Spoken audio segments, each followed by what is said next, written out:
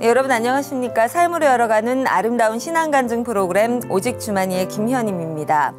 마취제를 처음 발견하게 된 영국 의사 심프슨 교수는요, 수술을 할 때마다 어떻게 하면 우리 환자들의 고통을 좀 덜어줄 수 있을까 고민을 많이 했다고 하는데요. 그 당시만 해도 이 마취하는 것은 성경적이지 않다라는 의식이 지배적이기 때문이었다고 합니다. 그런데 어느 날 그 심프슨 교수가 하루는 성경을 묵상하다가 정말 놀라운 사실 하나를 발견하게 되는데요. 창세기 2장 21절 그리고 22절 말씀 가운데 여호와 하나님이 아담을 깊이 잠들게 하시니 잠들매 그가 그 갈빗대 하나를 취하고 살로 대신 채우시고 여호와 하나님이 아담에게서 취하신 그 갈빗대로 여자를 만드시고 그를 아담에게로 이끌어 오시니라는 말씀을 발견하게 됐는데요. 이 말씀이야말로 고통 없이 환자를 수술할 수 있는 근거가 되는 말씀이었던 거죠. 그리고 그는 열심히 연구해서 결국은 마취제를 발견해내게 됐다고 합니다. 이렇게 성경 속에는 우리가 알지 못하는 놀랍고 신비한 진리와 그리고 지혜가 많이 담겨져 있죠. 성경 말씀 가운데서 하나님의 뜻을 찾고 그리고 찬양과 기도로 믿음을 세워가는 우리 믿음의 이웃들을 만나보는 시간 오직 주만이, 오늘도 간증자들 여러분을 만나기 위해서 기다리고 있습니다. 그 전에 이 시간 은혜롭게 채워주고 계신 분들부터 소개해드릴게요. 춘천 한마음교회 성도님들 나오셨습니다. 어서 오십시오. 네, 감사합니다.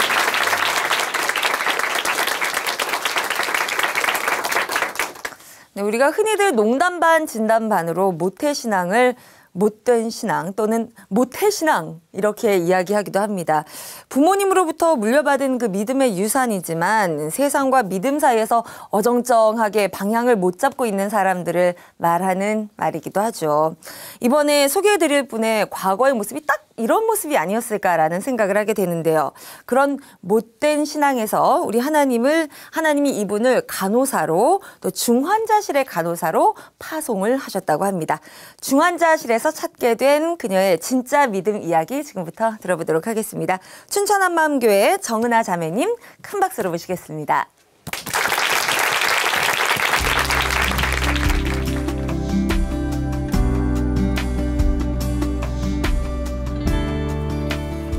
안녕하세요. 춘천 한마음교회 정은아입니다. 저는 대학병원의 중환자실 간호사로 근무하면서 인생에 대해서 또 죽음에 대해서 많은 고민을 했었는데요.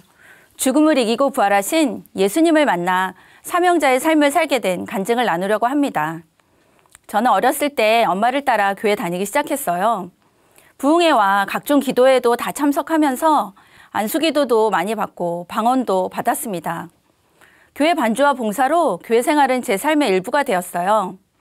그때 당시에는 각 교회마다 문학의 밤이나 일을 차측 같은 여러 행사들이 많이 있었고 기독교 학생연합회가 활발히 활동하던 때였는데요. 저도 그 지역 학생들과 연합해서 주말마다 바쁜 시간을 보냈습니다. 그러나 말 그대로 교회 생활일 뿐이었어요. 제 삶은 전혀 신앙과 상관이 없었습니다. 고등학생이 되면서 저는 독서실을 끊어놓고 매일 친구들과 놀러 다니기에 바빴고 점점 교회는 가끔씩 가게 되었어요. 한 번은 친구 집에서 잠을 잔 적이 있었는데요. 저는 속마음을 잘 표현하지 못하는 성격이어서 술에 잔뜩 취해서라도 제 속을 한 번 다 털어놓고 싶다는 생각이 들더라고요.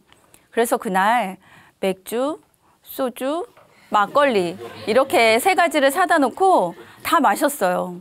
그런데 아무리 마셔도 취하진 않고 어지럽기만 하면서 정신은 더 말똥말똥한 거예요.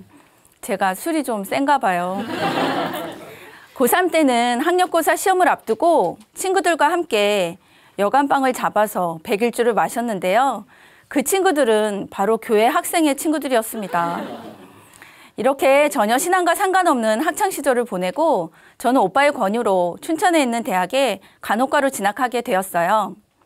춘천에 오게 되면서 오빠가 다니는 한마음교회에서 신앙생활을 다시 시작하게 되었습니다. 사실 저는 오빠와 같은 교회 다닐 마음이 전혀 없었어요. 오빠는 대학에 가면서부터 너무 신앙에 빠지는 것 같았거든요. 가방에는 항상 성경책을 가지고 다니고 교회에서 운영하는 기숙사에도 산다고 하고, 그런데 전 그렇게 열심히 하고 싶진 않았어요. 그래서 절대로 오빠와 같은 교회는 다니지 않으리라, 절대로 교회 기숙사에는 들어가지 않으리라 생각했죠. 저는 오빠를 빼내서 같이 자취를 하려고 했어요. 그런데 대학 합격 발표 날 일이 벌어졌습니다. 제가 고등학교 때 너무 놀아서 성적이 완전 바닥이었거든요. 그래서 춘천의 4년제 대학에는 떨어지고 전문대 간호과에 지원을 했는데요. 선생님께서 제가 떨어질 것 같다고 그냥 동네에 있는 전문대 가라고 하시는 거예요. 그 학교는 친구들이랑 매일 똥대라고 부르던 학교인데 거기를 가라고 하니까 진짜 너무 기분이 나빠서 저는 오기로 그냥 춘천에 있는 대학에 원서를 넣었습니다. 그런데 이게 웬일입니까? 떨어진다고 원서도 안 써주신다고 했던 그 학교에 제가 수석으로, 그것도 전체 수석으로 합격한 거예요. 그때 아빠는 합격 기사가 난 신문을 다 오려서 스크랩해 놓으시고 온 집안이 난리였어요. 그런데요, 합격 전화를 받은 저는 기절했습니다. 진짜 기절한 거예요. 합격 발표를 기다리면서 긴장해서 늦잠을 자다가 전화 벨소리에 벌떡 일어나서 전화를 받은 것 같은데 그대로 쓰러졌어요.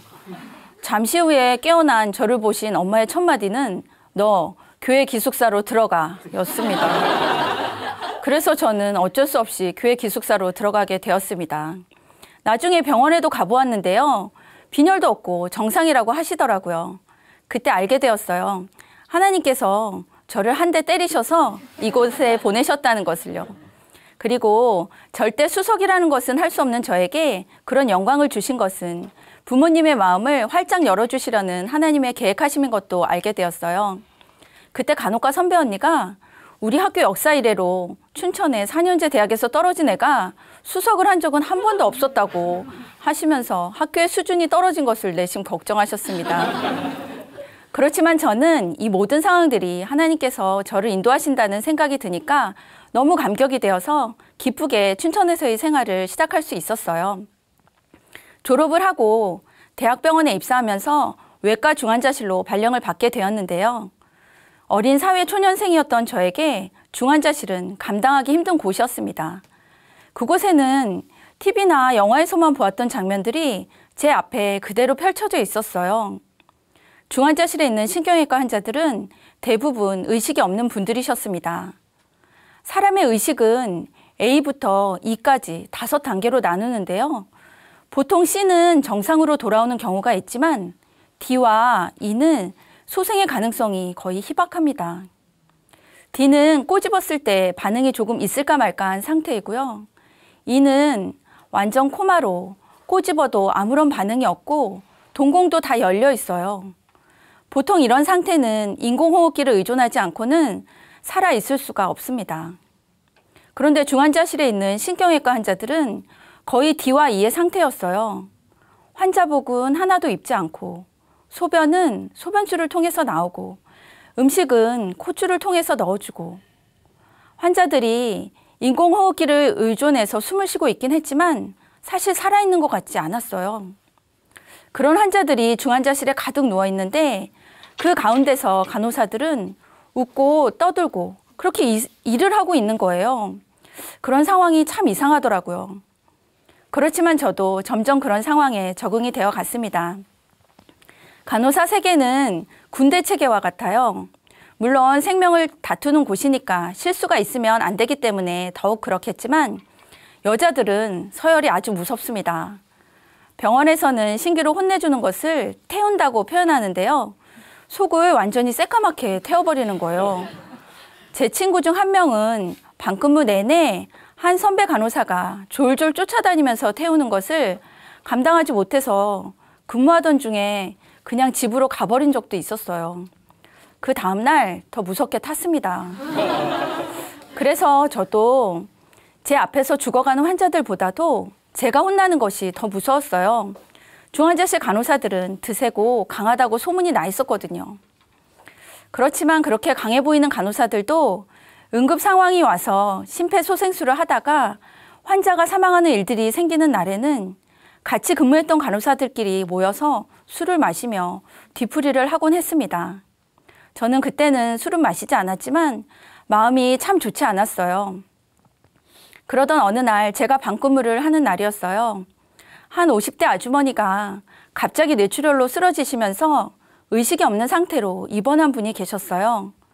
수술도 했지만 가망이 없었습니다. 그런데 보호자분은 어떻게 해서든지 부인을 살리고 싶으셔서 침을 좀 놔달라고 부탁하신 거예요. 의료진에서는 안 된다고 했고 아주머니는 상태가 계속 안 좋아지셨어요. 그러다가 제가 근무하던 그날 밤에 결국 혈압과 맥박이 점점 떨어지면서 사망하게 되었습니다. 의사가 보호자를 불러서 사망 선언을 하려고 하는데 보호자분이 동의를 하시지 않고 그냥 나가버리신 거예요. 환자의 심장은 이미 멈췄는데 사망 선언도 하지 못한 채 그대로 시간이 지나고 있었습니다. 보호자분은 술을 마시고 중환자실에 무단으로 들어와서 밤새도록 난동을 부렸어요. 너희가 침을 놔주지 않아서 이렇게 된 거라며 벽을 치고 때리고 문을 발로 차고 부수고 했습니다. 간호사들은 너무 무서워서 숨어 다녔어요. 그러다가 새벽 5시쯤에 보호자분이 오시더니 통곡을 하시면서 이렇게 말씀하시는 거예요. 너가 이렇게 죽을 줄 알았다면 내가 왜 그렇게 돈을 벌었겠니?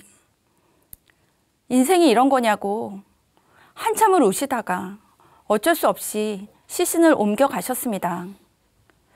제가 이 환자분의 담당 간호사였기 때문에 이 모든 상황은 저에게 더 크게 다가왔어요.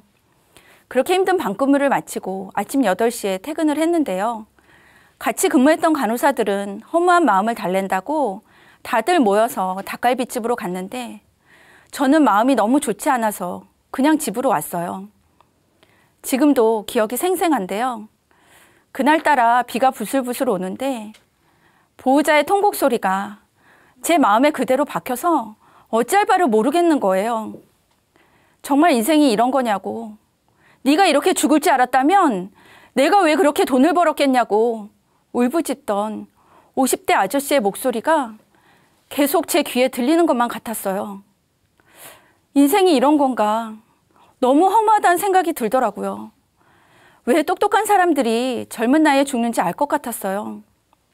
사람은 모두 죽는데 천국과 지옥, 하나님, 예수님, 이 모든 것들이 만약 진짜가 아니라면 우리 인생은 정말 너무나 허무하다는 결론을 내리게 되었습니다. 그런데 저는 모태신앙인데도 이 모든 것들이 진짜라는 확신이 없는 거예요. 요한복음 3장에 보면 거듭난 자는 천국이 보인다고 예수님이 분명히 말씀하셨는데 솔직히 저에게는 전혀 천국이 보이지 않았거든요. 저에게 이 문제는 정말 풀리지 않는 숙제였어요. 알겠는데 또 모르겠는 아주 어려운 문제였습니다. 저의 20대는 신앙생활에 대한 깊은 고민과 몸부림으로 모든 시간을 보냈는데요. 고민을 계속하다 보니까 너무 지치는 거예요. 삶이 아무런 의미가 없게만 느껴졌고 저에게는 기쁠 것도 즐거울 것도 없는 하루하루였습니다. 그러던 중 중환자실에서 또 한 번의 잊지 못할 사건이 있었습니다. 보통 중환자실에서 사망한 환자는 보호자의 동의 없이는 병원 측에서 임의로 시신을 옮길 수가 없어요. 그날도 한 환자가 결국 사망했는데 갑작스러운 죽음을 받아들이기 힘들었던 보호자들은 사망 동의를 하지 않은 거예요. 그래서 어쩔 수 없이 시신을 격리실에 그대로 둘 수밖에 없는 상황이 되었습니다. 그때는 여름이었어요. 여름에 시체를 상온에 그대로 방치하다가 결국 3일 후에 옮겨갔는데요. 그때 이미 시체는 썩어가고 있었고 구더기가 나온 거예요. 그 시체를 옮겨가는 잠깐의 순간에도 썩은 냄새가 격리실과 온 복도에 다 퍼졌어요. 저는 태어나서 처음으로 시체의 썩는 냄새를 맡게 되었는데 말로는 다 표현할 수 없을 만큼 정말 끔찍했습니다. 그 일이 있은 후 어느 날 새벽 기도 중에 하나님께서 부활이 너에게 어떤 의미냐? 이거 하나로 충분하냐? 하고 물으셨어요. 문득 3일이 지난 시체가 썩고 냄새가 나고 구더기가 나온 사건이 생각이 나는 거예요. 그러면서 예수님의 부활을 다시 생각해 보니 부활은 정말 있을 수 없는 일이었어요. 부활은 죽은 자가 다시 살아나는 거잖아요. 제가 신앙생활하면서 부활이라는 단어를 너무나도 많이 들어서 이것이 어떤 의미인지 완전히 무감각했더라고요.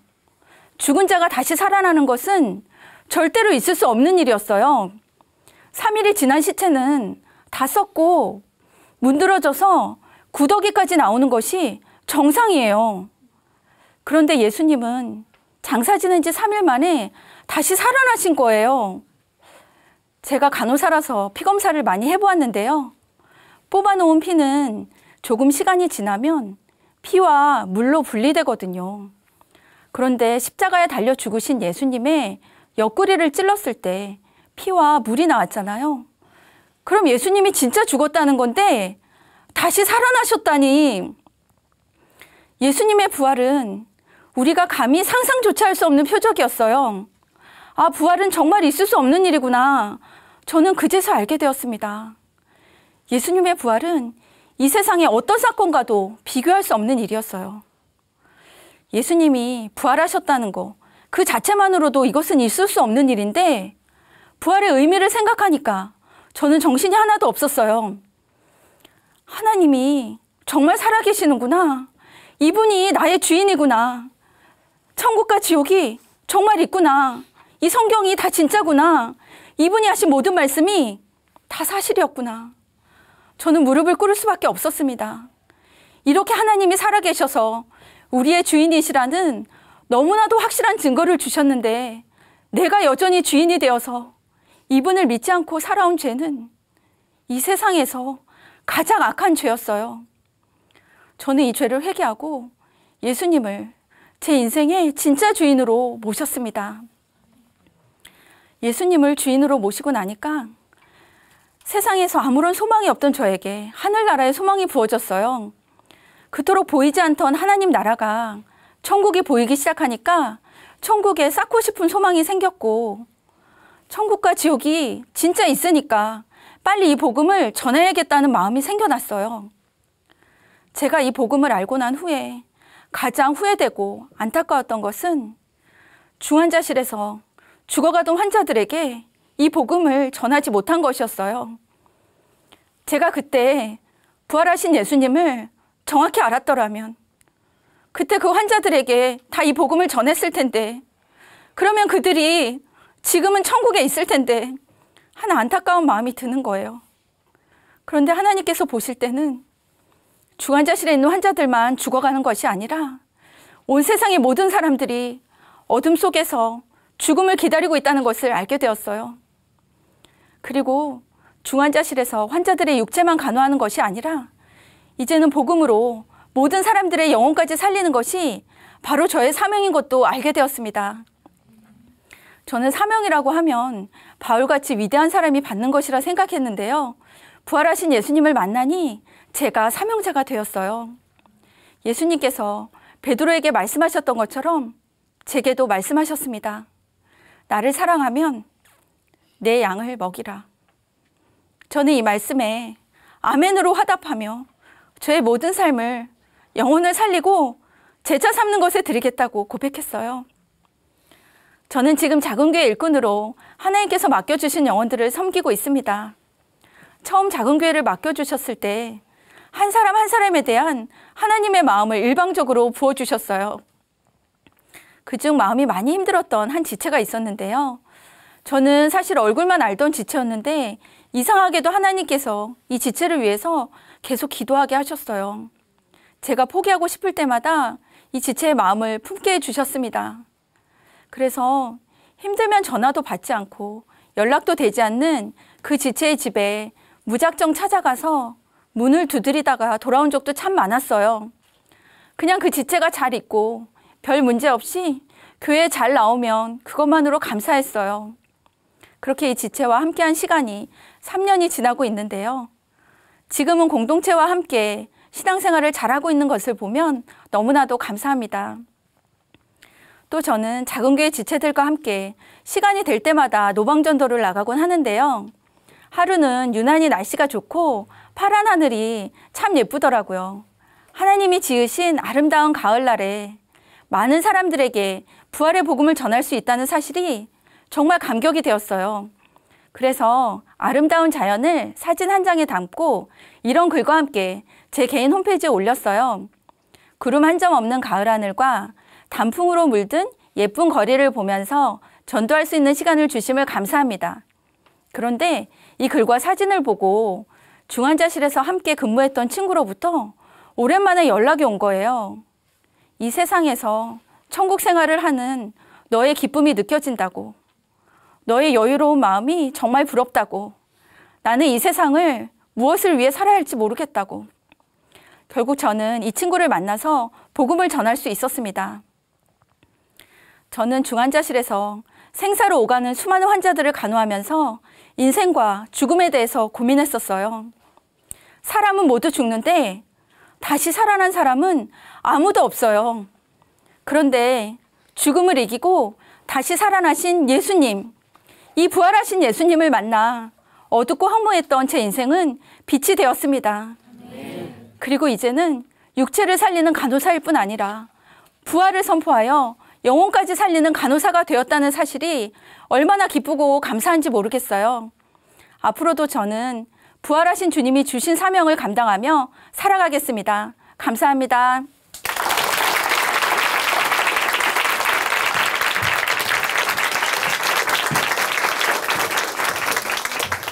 네, 영혼의 환자라고 볼 수 있는 우리들에게 또 각자의 처방을 내려주시는 우리 예수님을 은하 자매님의 간증 통해서 다시 만날 수가 있었습니다. 은하 자매님에게는 누구나 쉽게 경험할 수 없는 그러한 경험을 하게 해주셨죠. 3일 된 시체의 냄새를 맡게 하시고 그를 통해서 당신이 정말 살아있음을 확증하신 우리 예수님 다시 한번 감사를 드립니다. 매일 죽음을 접하는 그 삶, 이런 삶을 살게 된다면 그 영혼이 얼마나 무뎌지고 또 피폐해질까요?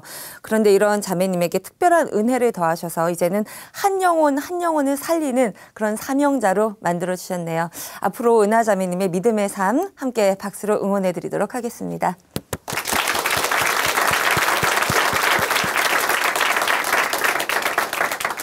네, 아름다운 믿음의 고백이 있는 시간, 삶으로 열어가는 아름다운 신앙 간증 프로젝트 오직 주만이 이제 두 번째 간증자를 여러분께 소개해드리겠습니다. 자, 이분은 4년의 열애 끝에 결혼에 성공하신 분인데요. 정말 오랜 동안 간절하게 원하던 아이가 생기지 않아서 교회에 나가서 기도를 하게 됐다고 합니다. 우리 주님께서 기도를 들어주셨는지 부의 상징이라고 하는 아이 셋을 갖게 된 엄마가 되셨는데요. 그런데 행복한 가정에 문제가 생기게 됩니다. 단순한 그 부부싸움으로 그치지 않고 급기야는 이혼 소송까지 가게 됐다고 하는데요. 이렇게 끝간데 없이 극으로 치닫던 이 가정의 문제 어떻게 회복이 됐을까요? 지금부터 함께 들어보겠습니다. 춘천 한마음교회 김미경 자매님 모셔보겠습니다.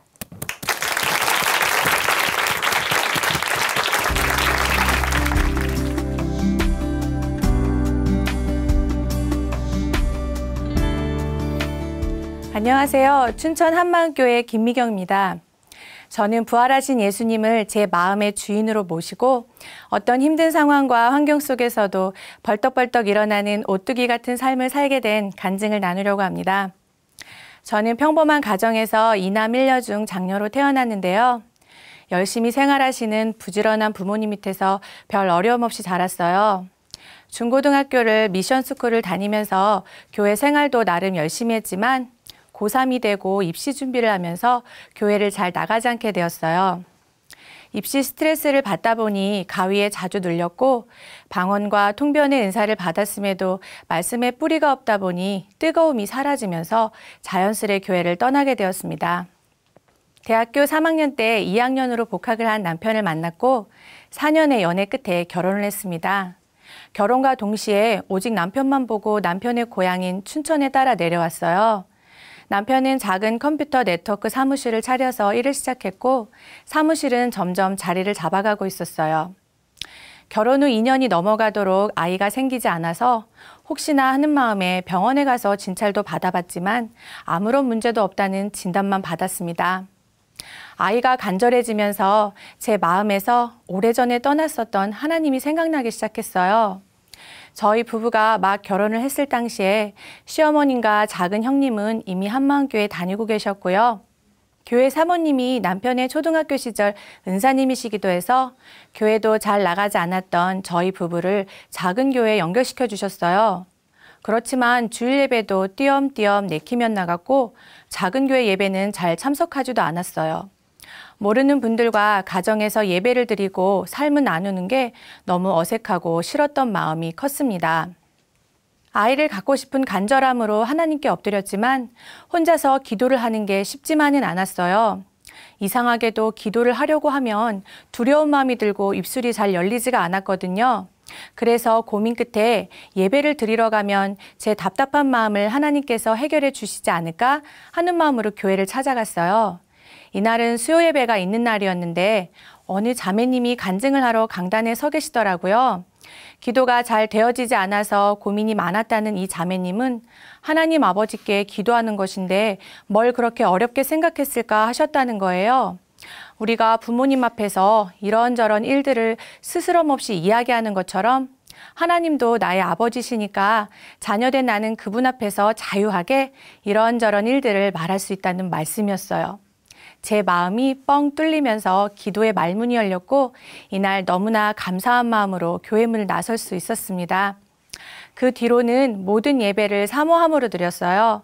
수요 예배를 시작으로 토요 찬양 예배를 드리게 됐고 또 주일 예배를 드리면서 작은 교회 예배도 참석하게 되었어요.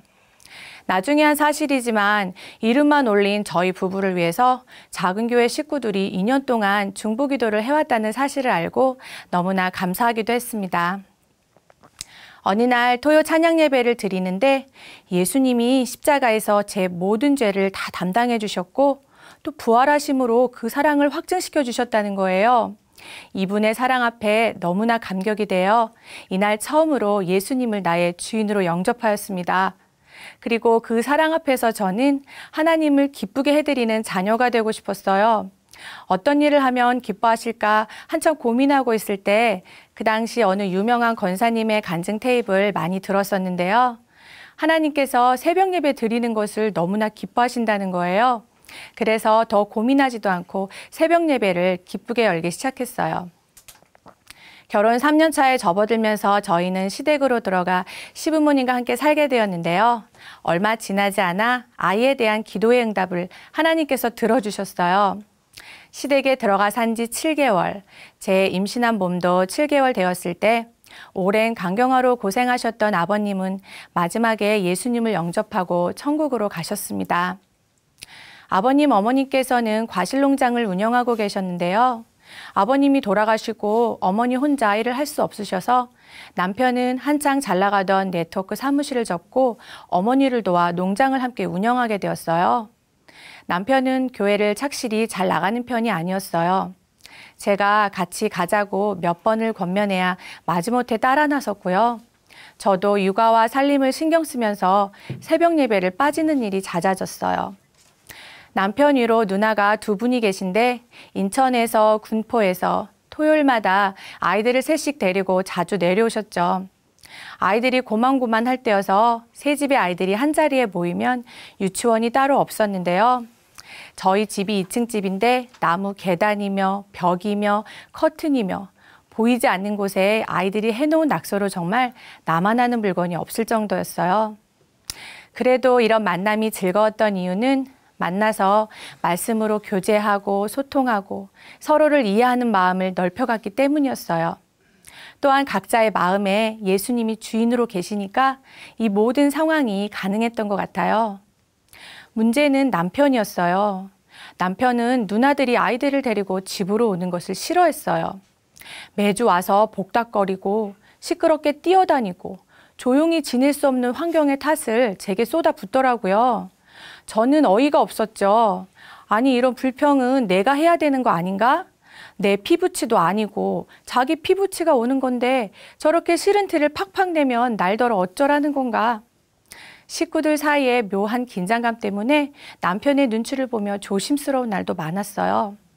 또 남편은 주말에는 우리끼리 여행도 가고 아이들 구경도 좀 시켜주자면서 교회를 가겠다는 저를 많이 회유하였어요. 저는 그런 남편을 보면서 마음이 많이 약해졌고 남편의 마음을 맞춰주려고 예배를 가지 않게 되는 날이 점점 늘어났어요. 남편이 제게는 유일한 아킬레스건이었어요. 처음에는 경제권을 제가 쥐고 있었는데 큰 농장 운영과 집안 살림을 병행하는 게 너무 힘들어서 농장 운영은 남편에게 전적으로 맡겼고 저는 생활비를 탔으면서 살았어요. 살면서 남편이 결정하는 모든 일에 토를 달지 않고 찬성하여 주었고 말없이 따라 주었어요. 그런데 시간이 지나면서 농장의 운영이 힘들어지고 자금의 위기를 맞게 되면서 남편은 온갖 짜증을 제게 퍼부어댔습니다. 큰 살림과 육아에 지친 저도 이에 지지 않고 맞받아 치는 날이 많아지면서 싸움이 잦아지게 되었어요. 남편의 모든 모습들이 이기적으로만 보이기 시작했어요. 내가 누구 때문에 이 큰 살림을 맡아 하며 이 고생을 하는데 고마워하지 않는 남편이 많이 미웠습니다. 제 마음에서 말씀이 점점 사라지면서 원망하는 마음이 들어오기 시작했어요. 저는 몸은 교회를 왔다 갔다 하였지만 말씀을 전혀 받지 못하고 마음이 점점 힘들어져만 갔어요. 또한 농장의 운영을 전적으로 맡아 하던 남편은 경제권이 주어지자 도박, 유흥, 이성 문제 등 제 속을 있는 대로 썩였어요. 그러던 중에 셋째를 출산하였는데 이미 몸과 마음이 지칠 대로 지친 저는 아이를 보는 것도 살림을 하는 것도 너무나 힘이 든 상태까지 가게 되었어요. 몸과 마음이 바닥을 치고 있을 때 잦은 외박을 하는 남편에게 원망과 저주를 퍼부으며 큰 싸움이 나게 되었어요. 큰아이들은 집에 없었고 저와 갓난쟁이 막내만 있었는데 술이 덜 깬 남편과 옥신각신하다 급기야 몸싸움이 났고 저도 나름 반항했지만 남자 힘을 당해내기가 힘들잖아요. 겨우 남편을 거실 밖으로 밀어내고 안방문을 잠궜는데요. 사람이 들어오지 못하게 현관문을 잠그는 소리와 주방 쪽에서 나는 날카로운 금속이 부딪히는 소리를 들었어요. 순간적으로 두려운 마음이 들었어요. 급한 마음으로 경찰을 불렀고 밖에 나가 있던 식구들에게 급하게 전화를 했습니다. 구급차가 함께 도착을 해서 병원에 실려갔는데 다행히 크게 다친 데는 없었지만 저는 이미 반은 죽은 사람이었어요.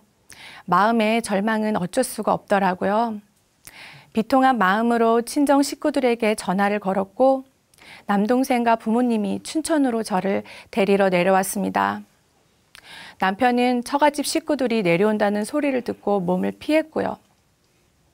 짐을 싸러 집으로 갔는데 안방으로 들어간 친정엄마가 바닥에 주저앉아 많이 우셨어요.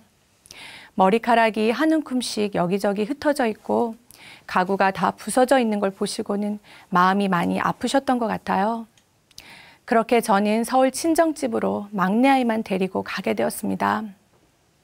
저희 부모님은 미련 없이 이혼해버리라고 말씀하셨어요. 잘못을 빌기는커녕 당당히 합의혼을 요구하는 남편의 뻔뻔함에 기가 차셨던 거죠. 친정에 머무르는 동안 제 몸은 많이 편했지만 제 마음은 회복이 안 되더라고요. 밑도 끝도 없는 분노와 원망, 그러다가 찾아오는 비참함과 원통함. 왜 하나님께서 제가 가장 힘들 때 셋째 아이를 허락하셨는지 나중에는 알겠더라고요. 그나마 마음을 추스릴 수 있었던 것이 아이 때문이었으니까요. 부모님은 결혼 10년이 넘도록 남편 몰래 모아둔 돈도 없이 미련을 떨었던 저를 탓하시며 500만 원의 이혼 청구 소송 비용을 대주셨어요. 그냥 합의혼하지 말고 소송을 걸어서 남편을 혼쭐 내주자고 단단히 벼르셨어요. 큰 아이들이 보고 싶었지만 이때 저는 저 자신 하나도 추스르기가 버거웠고 이 모든 상황에서 그저 도망치고만 싶었습니다. 그런데 마음 저 한구석에서 알 수 없는 망설임이 있었어요. 남편에 대한 미련이나 춘천으로 다시 돌아가고 싶은 마음이 있었던 것이 아니었는데도 알 수 없는 그리움이 저를 마구 휘감았어요. 처음에는 누구를 향한 그리움이었는지 몰랐었는데 나중에 소식을 듣고 전화를 하신 목사님의 음성을 듣고는 그때 알았습니다. 목사님께서 미경자매 하고 탄식의 목소리로 저를 부르셨는데 그 목소리에서 저는 하나님의 음성을 들었어요. 왜 이렇게 늦게 알렸냐고, 왜 말하지 않았냐고 꾸중을 하실 줄 알았는데 목사님은 흐느끼는 제 울음소리를 아무 말도 없이 다 들어주셨고 그저 이름만 불러주셨어요. 그 마음에서 저는 하나님의 마음을 보았어요. 그 순간 정신이 차려졌어요. 내가 지금 어디에 와 있나? 내가 지금 어디까지 와 있나? 제 상태가 적나라하게 다 보이는 거예요. 이날 밤에 친정은 처음으로 하나님께 기도를 하며 펑펑 울었습니다. 제가 무엇을 그리워했는지, 다시 무엇을 붙잡아야 하는지 알게 된 거예요. 그러나 이혼을 하겠다는 제 고집을 꺾지는 않았어요. 말씀에도 믿지 않는 자가 갈리거든 갈리게 하라고 나와 있지 않냐고 하나님께 되물으며 저는 이미 너무 멀리 왔다고 이제는 돌이킬 수 없다고 말했어요. 여전히 악에 바칠 대로 바쳐있는 남편의 서슬퍼런 돕기 때문에라도 더는 그 가정으로 돌아갈 수 없다고 마음을 정하였습니다. 그런데 그렇게 고집을 피우는 그 순간에도 저는 교회가 너무나 그리웠어요. 다시 그곳에서 예배를 드리고픈 간절함이 있었어요. 제 문제는 당장 해결받지 못하는 저 멀리 있는 것 같은데 교회 안에서 하나님이 운행하시는 섭리는 너무나 선명한 거예요. 문제를 해결받는 교회 공동체를 봐라. 내가 한다 하시는 것 같았어요. 그러나 여전히 마음을 돌리지 못하고 망설이고 있었어요. 그러던 어느 날 제 마음이 말씀 앞에 탁 꺾이는 역사가 있었습니다. 마가복음 말씀을 읽고 있었는데 이러므로 사람이 부모를 떠나서 그 둘이 한 몸이 될지라 그러한즉 이제는 둘이 아니요 한 몸이니 그러므로 하나님이 짝지어 주신 것을 사람이 나누지 못할지니라. 이 말씀을 보는 순간 제가 이미 남편과 한 몸이라는 사실을 알게 되었습니다. 나뉘어지고 싶다고 제 마음대로 나눌 수 있는 것이 아니었어요. 이 말씀 앞에 제 마음이 완전히 꺾여버렸어요. 그리고 심하게 반대를 하는 친정 식구들의 만류를 무릅쓰고 이혼 소송을 중단시켰습니다. 친정 식구들이 심하게 반대를 하셨던 건 이유가 있었어요. 단순히 남편이 괘씸해서가 아니라 저희 둘을 화해시켜보려고 무단히 애를 쓰셨고 친정 식구들이 남편을 몇 번 찾아가기도 했는데요. 이미 남편은 식구들이 알고 있는 남편이 아니었어요. 눈은 초점이 없고 풀어놓은 들짐승처럼 씻지도 않고 얼굴은 죽은 사람처럼 시커멓게 변해 있어서 남편의 얼굴을 알아보기가 힘들 정도였으니까요. 또 자신의 잘 풀리지 않는 일에 대한 모든 원망이 저를 향해 있어서 제가 춘천에 내려오기만 하면 가만두지 않겠다고 독을 품고 있었거든요. 누가 봐도 저희 부부 앞에는 이혼만이 유일한 길이었습니다. 말씀 앞에 제 마음이 굴복되고 이혼 소송을 중단시키면서 500만 원의 진행비는 그대로 날아가 버렸어요. 친정 부모님께 참 죄송했어요. 하나밖에 없는 딸이 너무나 힘든 상태에서 왔고 잘 사는 모습을 보여드리지 못하고 또 제정신이 아닌 남편 곁으로 돌아가겠다고 말하니 그 마음이 오죽 아프고 답답하셨을까요? 전 춘천으로 가야겠다고 굳은 의지로 부모님께 말씀을 드렸고 이때부턴 죽으면 죽으리라는 에스더의 고백으로 매일 기도를 하였습니다. 죽이시든 살리시든 하나님 뜻에 따르겠다고 고백했어요. 그렇게 4개월의 친정 생활을 접고 춘천으로 돌아갈 뜻을 춘천에 계시는 가족들에게도 전했습니다. 제가 이것을 마음에 정한 그 순간 하나님께서 일을 하셨어요.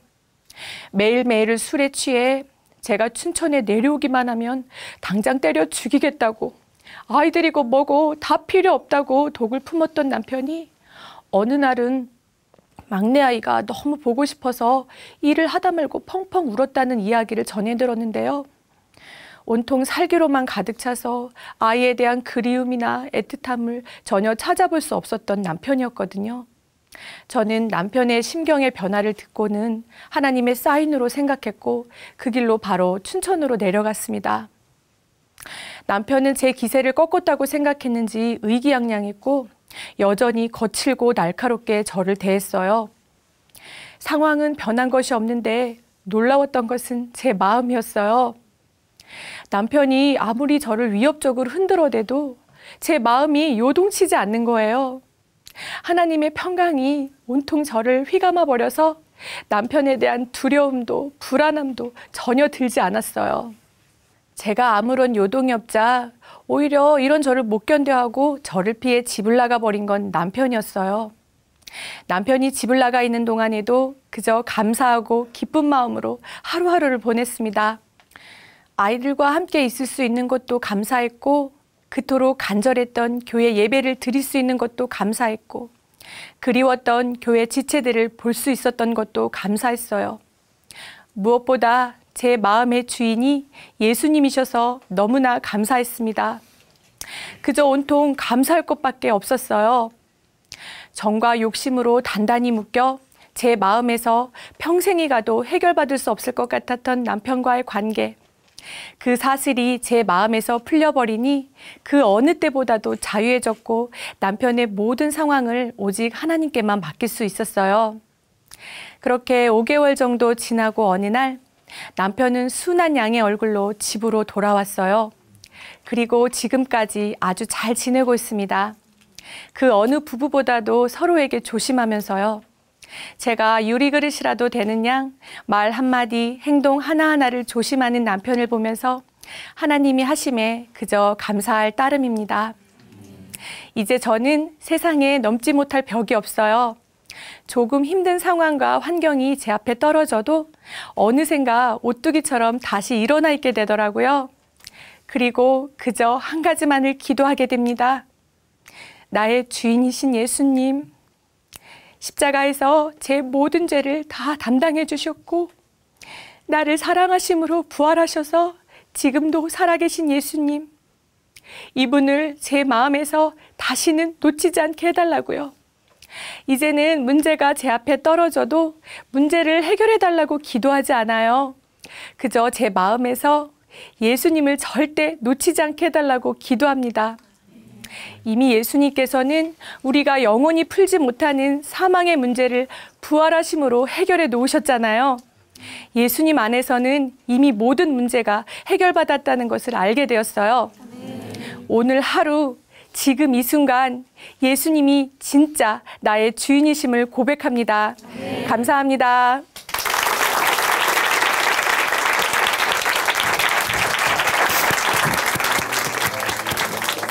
참으로 놀랍습니다. 어떤 하나의 그 구절의 말씀인데 똑같은 말씀을 읽어도 누군가에게는 그냥 스쳐 지나가는 말씀이 되고 누군가에게는 심장에 깊이 박히는 말씀이 되는 거죠. 아까 우리 간증 가운데 들었던 그 말씀, 마가복음 10장 7절에서 10절 말씀이죠. 다시 한번 여러분과 나누기를 원합니다. 이러므로 사람이 그 부모를 떠나서 둘이 한 몸이 될지니라. 이러한즉 이제 둘이 아니요 한 몸이니 그러므로 하나님이 짝지어 주신 것을 사람이 나누지 못할지니라 하시더라. 이 말씀을 우리 주님께서, 성령님께서 자매님에게 꼭 들려주고 싶으셨지 않았나 이렇게 생각을 해보게 됩니다. 자, 그 말씀이 사라지게 되면 그 순간에 틈타서 원망이 들어오게 된다고 우리 자매님이 이야기하셨는데요. 언제나 우리 영혼과 또 마음의 말씀을 그득하게 또 간직해야 되겠다라는 생각도 해보게 됐습니다. 오늘 오직 주만이 이 시간 여기서 마무리해 보도록 하겠는데요. 은혜 많이 받으셨나요? 네, 감사합니다. 찬양과 함께 이 시간 마무리해 보도록 하겠습니다. 오승희 자매님께서 불러주시는 이제는 내가 없고 함께 들으시겠습니다. 오늘 이 시간도 평화롭게 은혜롭게 보내시기 바랍니다. 감사합니다.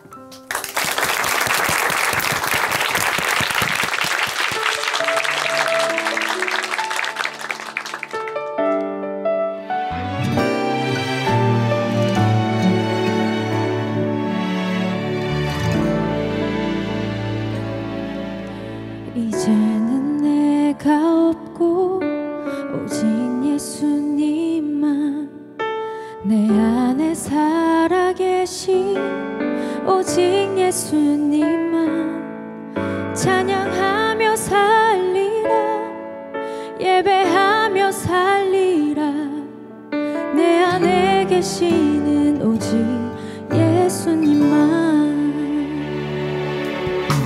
이제는 내가 없고 오직 예수님만 내 안에 살아계신 오직 예수님만 찬양하며 살리라 예배하며 살리라 내 안에 계시는 오직 예수님만 주님은